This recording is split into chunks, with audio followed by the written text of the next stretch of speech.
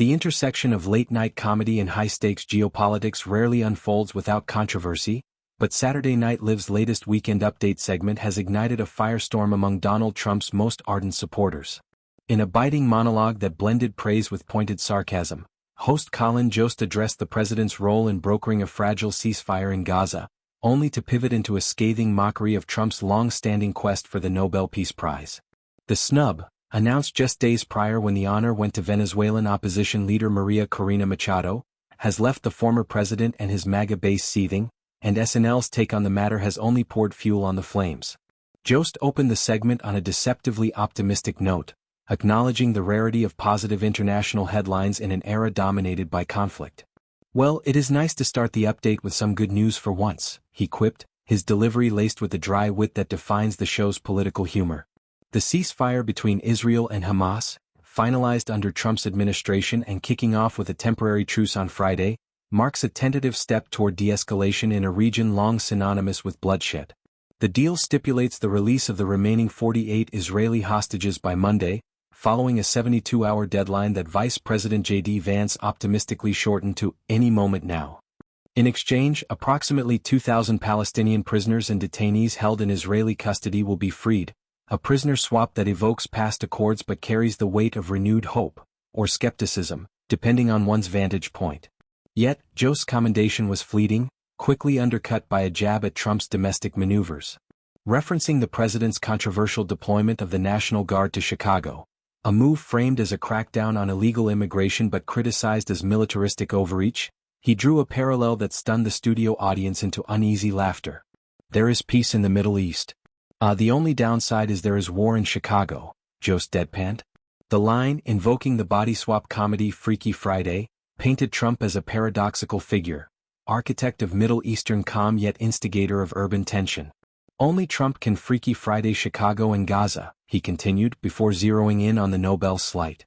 The president's vocal frustration over the award, tweets decrying the committee as biased and rigged, provided ripe material, with Jost likening Trump's Chicago tactics to the villainous Bane from the Batman franchise. "The last guy to send heavily armed men into an American city was Bane," he chuckled, adding, "Bane who was also snubbed for the Peace Prize." The backlash was swift and ferocious, erupting across social media platforms where MAGA loyalists hold court. X, formerly Twitter, became a battlefield of indignation with users lambasting NBC, the network behind SNL, for what they deemed disrespectful partisanship. One prominent post read like a clarion call, "At NBC making fun in your SNL show over Venezuela crisis and our leader Maria Corina Machado that has been awarded with the Nobel Peace Prize, just to mock on President Trump is disrespectful. Shame on your network." The sentiment echoed in a chorus of similar grievances, branding the segment as emblematic of Trump derangement syndrome. "Trying to mock Trump every 5 seconds gets real old. It's also not funny anymore," vented one follower, capturing the fatigue among viewers who see the show's barbs as repetitive and mean-spirited.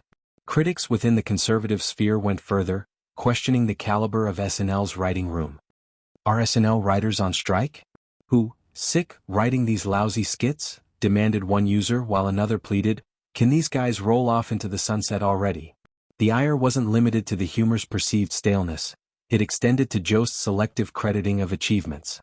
While he begrudgingly awarded Trump points for the Gaza deal, "Trump deserves credit, I have to say, for brokering the ceasefire," he swiftly contrasted it with former President Joe Biden's earlier short-lived effort from January. That prior truce, negotiated under Biden's watch, had crumbled by March amid renewed hostilities, a fact Jost wielded to undermine Trump's narrative of singular heroism.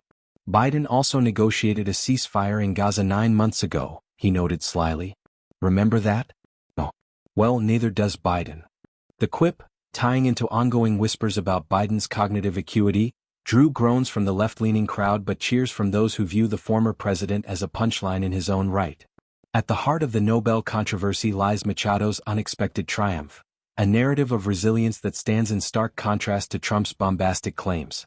The 58-year-old Venezuelan firebrand, lauded by the Norwegian Nobel Committee as a key unifying figure in her nation's fractured opposition, received the 2025 prize for her unyielding push for free elections and democratic reforms. Jørgen Watten Fridens, the committee chair in Oslo, extolled her courage. "In the past year, Miss Machado has been forced to live in hiding. Despite serious threats against her life, she has remained in the country, a choice that has inspired millions. Her story is one of defiance against authoritarianism, particularly under President Nicolas Maduro's regime, which has systematically targeted dissidents ahead of pivotal elections. Disqualified from running herself, Machado handed the mantle to political novice Edmundo Gonzalez, whose surprise victory in the polls sent shockwaves through Caracas. Machado's acceptance was a masterclass in diplomacy and gratitude. In a heartfelt ex-post, she dedicated the honor to the suffering people of Venezuela and to President Trump, acknowledging his administration's decisive support for the pro-democracy movement. "We are on the threshold of victory, and today, more than ever, we count on President Trump, the people of the United States, the peoples of Latin America, and the democratic nations of the world as our principal allies to achieve freedom and democracy," she wrote. The gesture prompted a congratulatory call from Trump himself, as confirmed by White House sources to Bloomberg, though details of their exchange remain under wraps. For Trump, whose previous Nobel pursuits, tied to the Abraham Accords and other diplomatic overtures, have gone unrewarded, Machado's nod feels like a bittersweet validation. Yet, in MAGA eyes, it's further evidence of an elite cabal slighting their champion.